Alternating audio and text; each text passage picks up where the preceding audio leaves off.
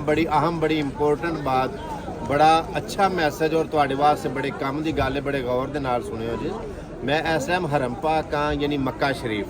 अगर तुहानू जरूरत पैंदी है व्हील चेयर की, इत्थे बड़े सारे हरम दे विच ऐसे लोग ने जिहड़े चेयर लैके ते खलोते होंदे ने, तुहानू आंदे ने कि असीं तवाफ करा देने आ या सही करा देने आ या तुहाडे हाजी नू बजुर्ग नू असीं उमरा करा छड़ने आ ते 200 लाँगे, 150 रियाल लाँगे या 100 रियाल लाँगे ते तुसीं मतलब उन्हां नू मतलब दे दिंदे हो, क्योंकि तुहाडी मजबूरी हुंदी है कि तुहाडे अम्मी ने, अब्बू ने, दादा नाना दादी नानी वगैरह वगैरह कोई भी बजुर्ग है तो वो अपने पैरों ते चल के तवाफ नहीं कर सकते या सही नहीं कर सकते, तो तुसीं मतलब उन्होंने कहंदे हो कि ठीक है असीं 150 रियाल देने या 200 रियाल देने आ ते मतलब साडे हाजी नूं तुसीं उमरा करा छड़ो। सो कोई ज़रूरत नहीं उन्होंने पैसे दे के ते अपने हाजी नूं उन्हां दे कोलों उमरा कराउण दी।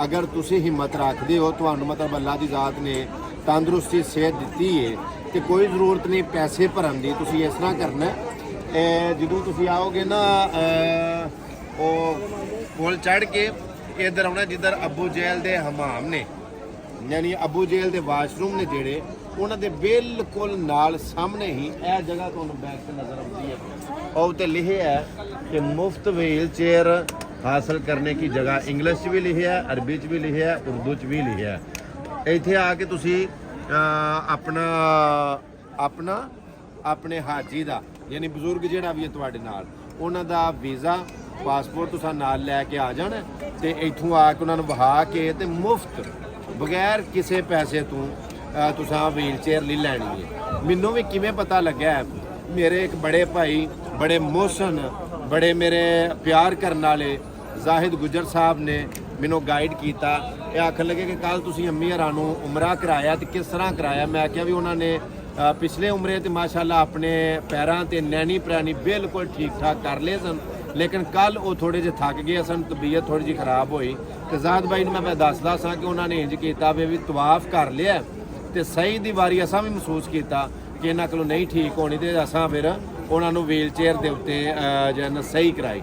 सो जाहिद भाई ने मैनूं दस्सिया कि कोई ज़रूरत नहीं है व्हील चेयर 60 रुपये की लैके तुसां ते किराए ते लैके अम्मी हरां नूं सही कराइए, तुसीं फ्री भी इत्थों लै सकदे हो। सो मैं इस चीज़ का नॉलेज नहीं सा रखदा, अज मैनूं पता लग्या तो मैं ज़रूरी समझिया कि जिन्ने मेरे दोस्त जिन्ने मेरे भाई अपने बजुर्गों को लैके उमरा कराउण वास्ते आउंदे ने, अगर तुहानूं ज़रूरत पैंदी है तो पैसे भरन की कोई ज़रूरत नहीं है। तुसीं अपना वीज़ा पासपोर्ट अपना तो अपने बजुर्गों का लैके या किसी भी मरीज़ का लैके आ जाओ जिन्हों मतलब जरूरत है उन्होंने लैके आना तो तुसीं इत्थों आके ते व्हील चेयर लै लो ते अपनी हत्थीं नाले खिदमत करो, नाले स्वाब कमाओ ते नाले तुसीं पैसे बचाओ। इहदे नाल ही मैनूं इजाज़त दिओ, अपना बड़ा सारा ख्याल रखियो।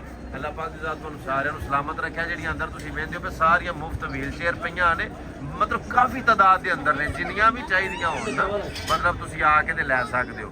ਇਹ मुफ्त व्हील चेयर अगर तुहानूं ਇਹ वीडियो अच्छी लगदी है तो इस वीडियो नूं अगे शेयर लाजमी कर छड़ियो ताकि किसी ना किसी की रहनुमाई हो जाए और किसी का फायदा हो जाए। ये नाल मैनूं इजाज़त दिओ, वीडियो अगे शेयर लाजमी करियो। अपना बड़ा सारा ख्याल रखो। अल्लाह सोहने दे वाले मिलने एक नवी वीडियो के नाल। अस्सलाम वालेकुम वरहमतुल्लाह।